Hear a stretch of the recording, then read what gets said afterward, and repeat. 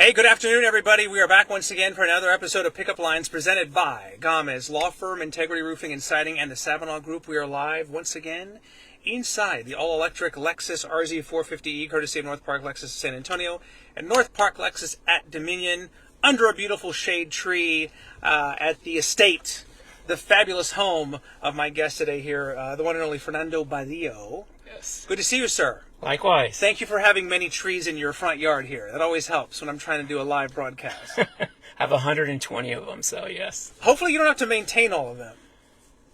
A couple of times. But it's very good. Yes. Yes. Excellent. Well, let's be honest here. We have some serious heavy stuff to talk about here in just a little bit. And hopefully, if I can use this platform for any good, let today be the day that happens. We'll get to that here in just a little bit. I always like to start with kind of the origin story. You're a San Antonio guy. Mm-hmm. Grew up on the west side, right? That's right. Proud to. And you and I are probably in similar age, but what are your earliest childhood memories of 70s, 80s growing up on the west side? Is that about right? 80s, yeah. 80s. All right, so he's younger than I am. All right. 80s on the west side of San Antonio. Paint the picture. What was that like? It was free. Riding the bikes. Oh, yeah. Don't come home until the porch light turns on. Everything was just, we had the Goonies, and we had all the great TV and cable just coming out. No cell phones yet, technology-wise, so right. We played more outside, yeah. Mom and Dad couldn't track you on the app. That's right. See where Mijo is. Couldn't call you or text you to say, get over her. You know, it literally was the porch. The porch light was the sign. That was, yes. Come home and eat. Universal. Come home and eat. And your parents, are they still around? Or my mother is. My father actually passed away from cirrhosis. Oh, goodness. Okay. Yep. Okay. And my mom's still here. And the people that raised me, and I consider my mom as well, too, is my grandmother, and she passed away about 12 years ago. Yeah. No, love our grandmothers, and I had a couple of great ones myself and yeah. everything. So, and then you ultimately, you stayed here in town, right? You went to Lanier. That's right. Go Vogues, I gotta say. Oh, yeah, absolutely. Were you a big athlete, or what were you? Leadership? What did you do at Lanier? I actually was. I guess considered a jock, maybe. Okay. Yeah, I played football and baseball. Had some places to go play afterwards. Didn't take them up, but. Like college? Yes. You could have played college ball? Yeah. And you just decided not to? Well, there was a reason behind it. It was a girl, and it just didn't happen right, but luckily it did because I got to meet my beautiful wife, and so all was well at the end of the day. Everything happens for a reason. Absolutely. So yes, good for sir. you. Good for you. Okay. And then you ultimately went to you're a roadrunner too. That's right. You went to UTSA. Yeah. So have you ever left San Antonio? I did. So I left for my wife in 2008. The financial crisis had hit.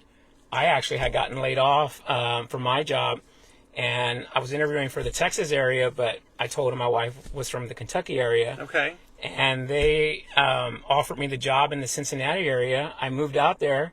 But the company back then, it was Covidian, now Medtronic. And right. they would fly me back every other weekend, especially since I had turned the territory around and did real good in sales. So you'd come back to Texas. Yes, every other weekend. Texas to Cincinnati, back and forth. That's right.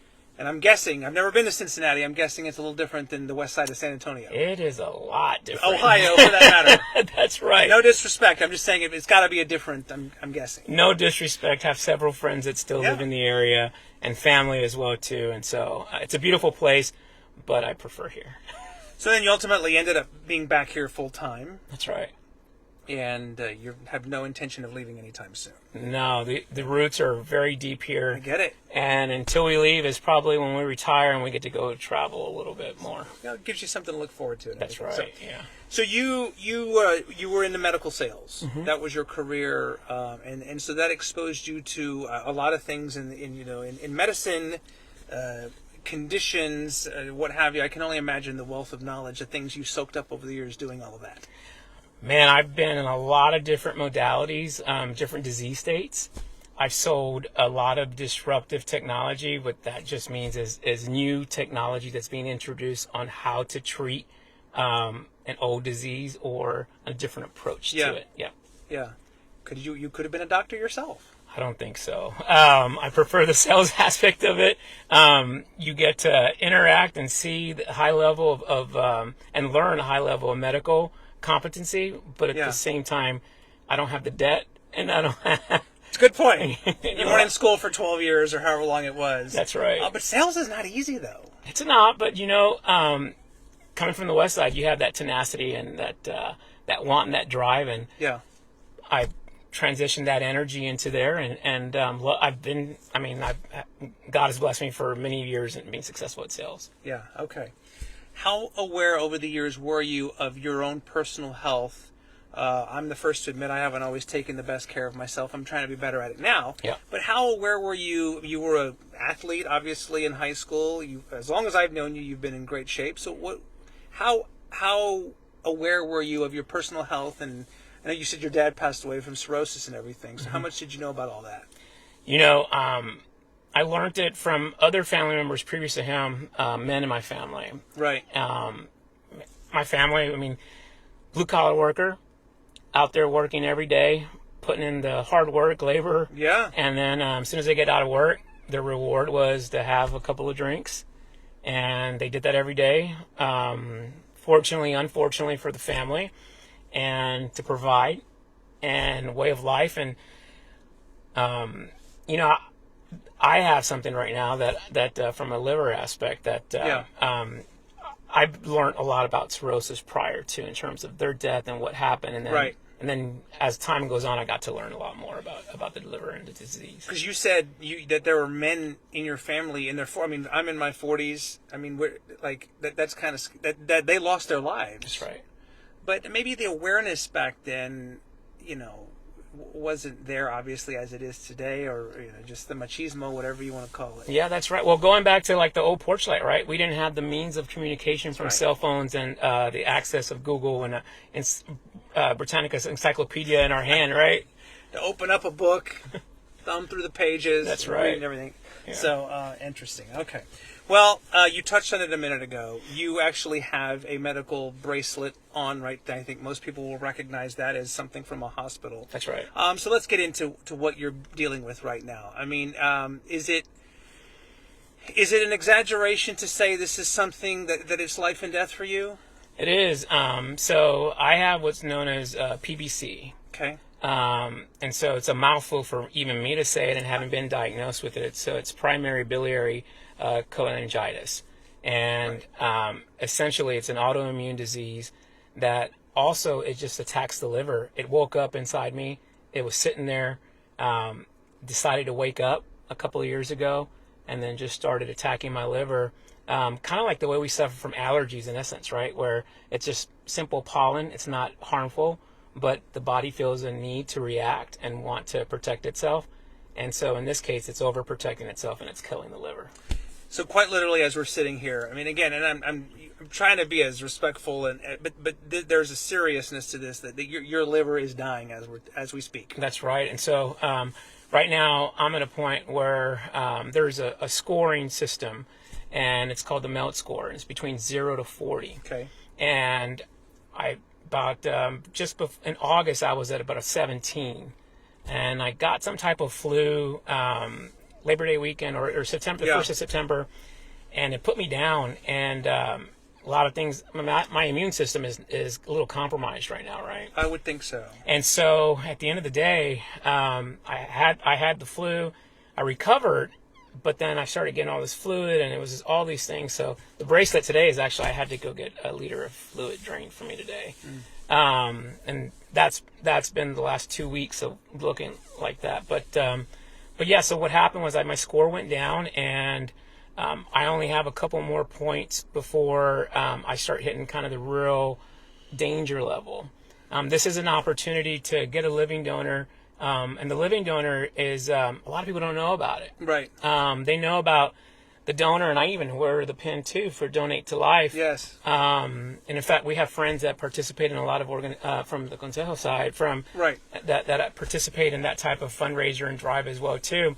But the living donor, and for like a liver, is pretty unique. I don't know how much you know about the liver and its resilience. I've learned a little bit here. I learned earlier today, I saw somewhere where the liver has literally hundreds of jobs and functions that we take for granted every single day. Yeah, that's right. One thing that struck me, though, about PBC, what you're dealing with, is I saw that it's much more common in women. That's right. It's very rare for it to be happening in men. That's right, 10%.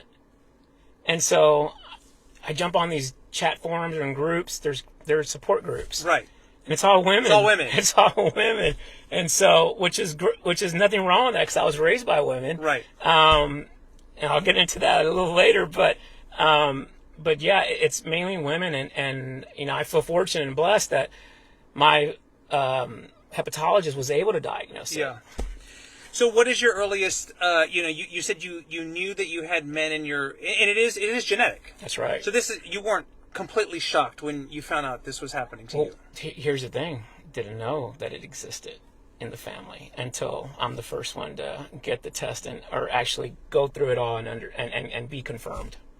So it's quite possible that one of them may have had it and just either didn't know or never got diagnosed. And that's the unfortunate thing, right? Because had they known, they could have either stopped drinking or done something or been a little bit more proactive to not come to that end consequence of not having here anymore. I think it's important to point out, too, because a lot of us, I think, know about cirrhosis. Cirrhosis of the liver, and you hear that in people who are alcoholics or people who drink a lot. Yeah.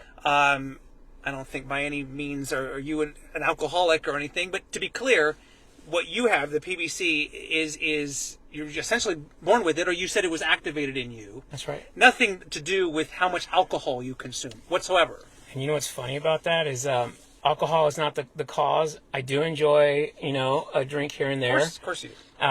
In fact, I even asked when they did the biopsy, are you sure there was no alcohol related in there? And they're like, Right. No, this is all because of this PBC, the autoimmune disease. Yeah. But yeah, so, and the funny fact is, I actually opened up a distillery and did all that. And so I'm in the distillery of the bourbon business. I try to get in, and it's one of my passions. I love to cook, and distilling's a lot like cooking as well, too. Sure. But that kind of has now been put on the side. So, yeah. Until later. Until later. God willing and everything. That's right. So, obviously, we'll get into the living donor, and you've got a partnership with University Health, and there's other ways. I just did an episode recently of Pickup Lines with the Texas Organ Sharing Alliance, and we were talking about, a lot of times, obviously, when you think of organ donation, it's at the end of life, and there are very specific circumstances that have to happen for somebody to donate, say, a heart or lungs or whatever, eyes, you hear of those kinds of things. But in your case, two things are true. I mean, you certainly don't have to have passed away to donate a liver, Right. And you don't have to donate your entire liver. No. Yeah, that's all right. You just need a little bit. A third. I just need a third. And what is unique about the liver, a lot of people don't know, I kind of relate to it or give the example of a lizard's tail. It regenerates. It regenerates, and it's one of the only organs that I know of that actually can do that. And so what the goal is that get a healthy donor. They give a third of their liver. Right. Their liver will grow back to the Right. size that it was. Right. The liver that I get, the piece from them, will grow into the size that I need it to keep on going. So let's say this all plays out. You find a donor. You get the 1/3 that you need. Yeah.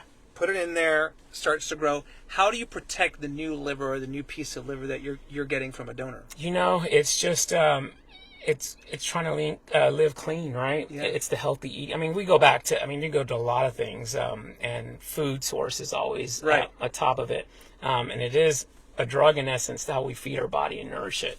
So food, and my wife is very adamant about making sure that I eat right. Yeah. And so it's just making sure I'm eating clean, that I'm taking care of myself, and in discussions with the clinical team, as soon as this happens, they said within no matter of time, shortly, I should be able to go back to everything's going to go back to normal. And so I'm at 182, and I had before my Your weight. My weight. Yeah. Mm-hmm. My typical frame size is about 205 to 210.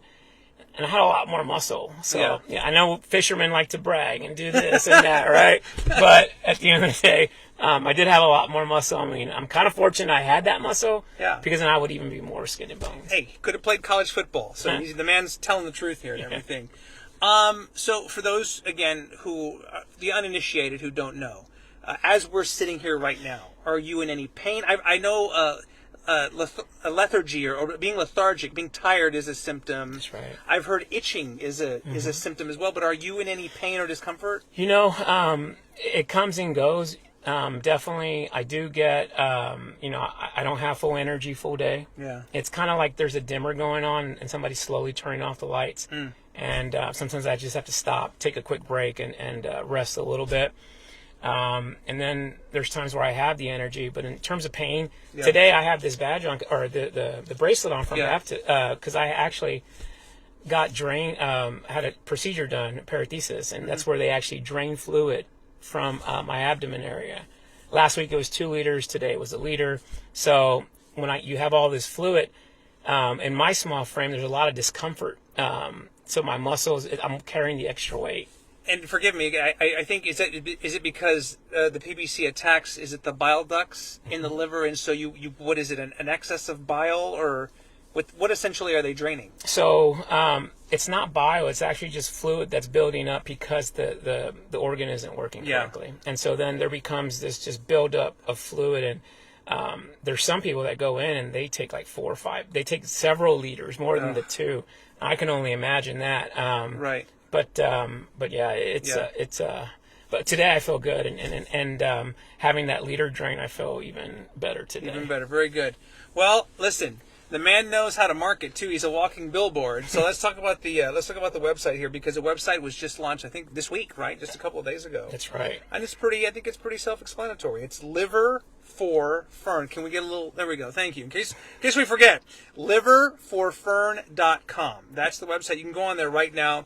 I know you've posted a video, kind of like a testimonial, explaining your situation, some of what we've just discussed here, a little bit about your background, and then you've provided some links as well, because essentially you're saying there's 2 ways right now that people can help you. You go to the website. The first thing is to be tested. That's right. To see if you can potentially be a match. Yeah, so the 2 main criteria that they start with are, one is the blood type. Right. And so A plus, O are matches for myself. Okay. And then the second is kind of the same size or proportionate size and kind of a body similar to mine. The frame, the body type. That's right. Yeah. Mm-hmm. So if you, and again, forgive me, so this would have to be a male then? No. Or it could come from a female. Yeah. If she potentially was approximately your size. That's right. Remember, I said I am all for women as well too. They raised me, so yes. Amen to that. Yeah. We'll not discriminate. We will take a liver from anybody. Yeah. Okay. So you said you're about what, 180-ish? Right. Normally I'm like 205, 210. Yeah. But, and then the blood types again are O. A plus, yeah, A plus and O. A plus and O, and it's got to be one of those 2. That's right. So, is it as simple as getting like a little prick on your finger, or how does one get tested to determine? Because I'll be honest with you, I struggle to remember what my blood type is sometimes. You know what? I didn't know either. Yeah. So, and the funny thing is that that's one of the common questions that I get. Right. And they'll take care of that over at UHS and all that. And then there's also tests you can order on Amazon as well too, to see what that looks like. So go to liverforfern.com, and it's got thank you very much. It's got the links on there. You can just be tested, right? Just get tested to see if you could be a living organ donor. And then there's another. You have a I guess a partnership or collaboration with University Health right now, which is universityhealth.com/living liver donation. And you were saying something about, is it University is one of the top in the country when it comes to liver donation? That's right. So we're very blessed and fortunate to be in this great city and have a program like this that they're recognized as one of the number one liver donor sites in the country. So that says something against Mayo and Cleveland and all those other guys. Yeah, no kidding. So they have a great staff there. Do you have any sense, you're on the registry, I guess now, you're on the list. Have you come close, or do you have any sense as to what the timeline might be, or what realistically is going to happen? Yeah, so the reason why behind the living donor as well too is it allows the opportunity, since I am healthy outside of this. I've never been in a hospital, right? Yeah. I've never had to take any meds, not even for cholesterol or nothing. So now I'm on a series of medications, which is something completely new to me.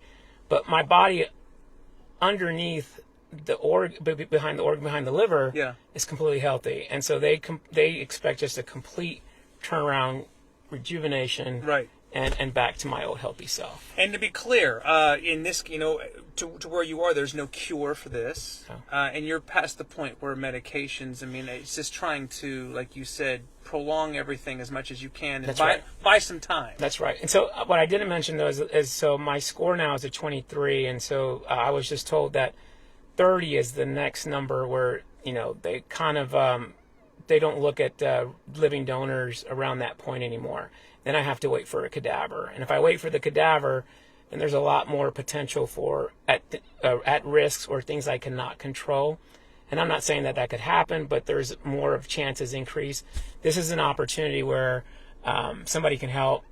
I know who. I don't know who's going to come from directly, right, unless they tell me, but they'll have been vetted, have been checked. Yes. And then, the cool thing I did hear about this too is, and I hope it doesn't happen, or if it does, I hope it's for the good. But I heard that when people are going through these tests, sometimes they'll find things on their own because they go through a full MRI. Absolutely. Yeah, and so they get to hear or see or be identified or diagnosed or at least earlier intervention than walking around. So if that's the case too, then I help somebody else. But it's So again, a couple of ways. Just the easiest thing to do: go to the website liverforfern.com, and you can see the link there to be tested to be a living donor, or once again find out more about what University Health is doing, just as it relates to the liver. I mean, this is something new that I learned today that you said is right here in our own backyard. So again, liverforfern.com.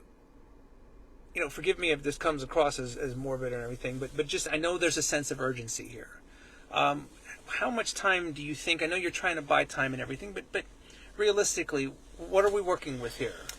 The amount of support, we just launched yesterday kind of a social media kind of little deal, and the amount of support, and I told you this earlier, is like, it was overwhelming. Like just the amount of love and emails and phone calls and texts. Yeah. And I told my wife yesterday when we were sitting down, and at the end of the day, it was at night before we were going to go in and turn in, and I said, it felt like a eulogy. I heard my own eulogy today, which is, it was a good and a surreal kind of thing, right? Yeah. Because you don't ever get to hear what people think about you, and so everybody was just being positive and showing love and telling me the things that I didn't know that how I was affecting them, and to hear it, man, it just. I don't know. That's why I felt even better today, because their spirit lifted me up. But I'm just so grateful and thankful. There's no question that he has a lot of love and support. Again, we met kind of in the Rafael Consejo universe, if you will. Right. And so that was my next question: is mentally, how do you stay positive and attack the day and not let this get you down mentally? There's nothing wrong with your brain. No, there's nothing. Wow, that depends who you That's ask. been diagnosed, right? Exactly. Yeah. Just the way I always looked at my life and from my upbringing and where I come from, if something happens, you get knocked down, you get back up, you tie them up tighter. You learn from that opportunity, so you don't have to encounter it anymore, and you keep going, and striving for what you're trying to get, right, which is the goal. That is the goal. Yeah, that is the goal. And the goal is for liverforfern.com. I love it. We go right. We mentioned the website 100 more times if we need to. Liverforfern.com. So again, the condition is PBC, or Primary Biliary Cholangitis, which again. Until I heard about your situation, I had no idea. I think a lot of people know about cirrhosis. Right. They don't know about PBC. No. Yeah. And there's a stigma behind it sometimes too, right? Because you don't think of alcohol. Right. And it's got a negative connotation too. It is, and I look at it, and we were talking earlier, and I think from just a patient advocacy standpoint as well too. I've been, for the last 20 plus years, I've been in medical. Yeah. From a sales capacity. And it's not just selling, we also do patient advocacy as well too. Right. Once you get really engulfed in a disease state. I'm in epilepsy right now. And so I have a great passion for epilepsy. But having had this happen to me, now liver has become to the forefront as well too. And just knowing what I know, I think there's a lot of different ways and improvement that we can advocate for these types of patients. PBC and just cirrhosis is the whole liver. So as soon as he gets healed up and everything, then now we know that's what you're going to do is working on advocacy. You're right, because I already bought the EDU, the org, and everything else. You got the domain names. I have the domain names, and I'm ready to be a patient advocate and help other people as well too. That's fantastic. I like the way you're thinking. All right, a couple more minutes here with Fern. I think people who know you will call you Fern. Yeah, right? right. All right, just want to make sure. I have several names, so yes. That's very good. And again, Liver for Fern is the website. You brought something. I always ask guests if they feel inclined to bring something that is meaningful to them. I have no idea what it is. And so if you would like, sir, to reveal, what have you brought with you today? Yeah, so I couldn't just bring one. I had to bring, like I said, I was raised by women. No limit. And so everything, I didn't realize this until I walked out of here, but everything was given to me by a woman. Okay. And so one of the first ones I'll start with is, and this is kind of a little ironic, but it's it's called Bowls Ballerina, and they were a gold liqueur, kind of like your Goldschlagers. Sure. I see the gold flakes in there. Yep, and there's a little ballerina in there, and she actually dances around. And when I was a kid, Here, let me hold this so I can show it. You gotta push this right here.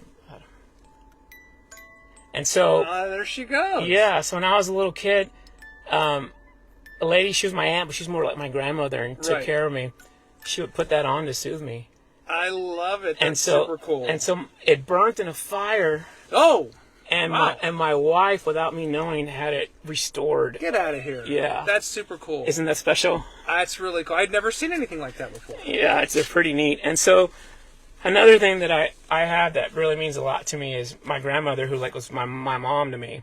And she wrote all her recipes in a spiral book. Get out of here. Yeah, so my wife made an attempt to make arroz con pollo on a Tuesday, and she did good for the first time. And so there's always room for improvements that we're going to try. And so I think cooking together is definitely fun. And and so the very last thing that I have as well, too, is a cross that I wear that my wife got me. There it is. And so this is forever special to me as well, too. And I mean, I'm a man of faith. Yes. And it just means a lot. And I when I'm not feeling good or something's happening, I just touch it and pray.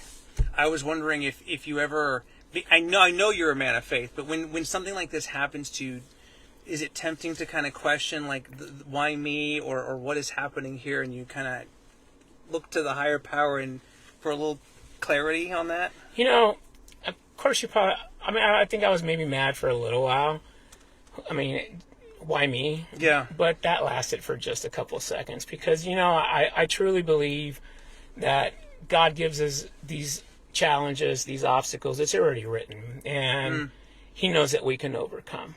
And I have definitely, from, like I said, me growing from where I grew up from, and my tenacity to want to thrive and be successful and achieve and accomplish. This is just one of those other things that I think I was chosen to go through and then help people down the road as an advocate. Yeah, for sure. Just get this taken care of, and then you can go into the advocacy and everything. Let's go. Yes. All right, one more time. Again, the website, thank you very much. Remember, I'm going to ask every guest to put their website on their shirt now. liverforfern.com, all spelled out. And again, it's the two blood types. You said were O and AB. A plus. A plus. That's Thank right. you. Goodness me. I'll have it right on here. No, AB's Anheuser-Busch, and we don't need any more No. Too A soon. plus, yes. O and A plus are the two blood types. But go to liverforfern.com. Find out if how to be tested to see if you're a potential match, and find out more about just the liver, what it does, and all the amazing things happening with University Health right here in San Antonio. So I think it goes without saying, and I speak for a lot of people who are rooting for you, and hopefully will watch this and raise awareness. Find that it just takes one, right? It sounds cliche. It just takes one. And it takes 1/3 of one liver, by the way. That's right. And you know what? I'm very blessed and fortunate that my insurance will cover for both of us, the recipient, myself, and the donor. You know what? I'm so glad you said that, because I guarantee you somebody's going to see this and think, man, I'd love to help that guy, but I could never afford, I'm going to be in the hospital, this and that. I could never afford it. But what a relief that is. It sure is. We just approved, actually, with the insurance as of yesterday. So it's all set up. Everything's in place. That's right. Yeah. We just got to make it happen now. That's it. They just need somebody, one person. Just one. Just all it takes is one. That's right. Well, listen, as soon as it happens and we get you all, healed up and everything, I'll put you right back in the seat here, and we're going to talk again how we're changing. We'll do part 2. Yeah, we're changing and we're making it better for everybody. everybody else. There he is. Thank you. Fern. I call him Fern, but legally he's Fernando Badillo. The website, one more time, all spelled out, liver4fern.com. If nothing else, just take a look at it and see if, it triggers something in you to share it on your social media or test to see if you're a match. But I'm rooting for you. Can't wait to do this again with you here in the car. All the best to you. Thank you, Renee. I appreciate you. Thank you. There you have it. Okay, another episode of Pickup Lines right there. We'll do it again very soon. Until then, have a great day. Bye for now. Goodbye.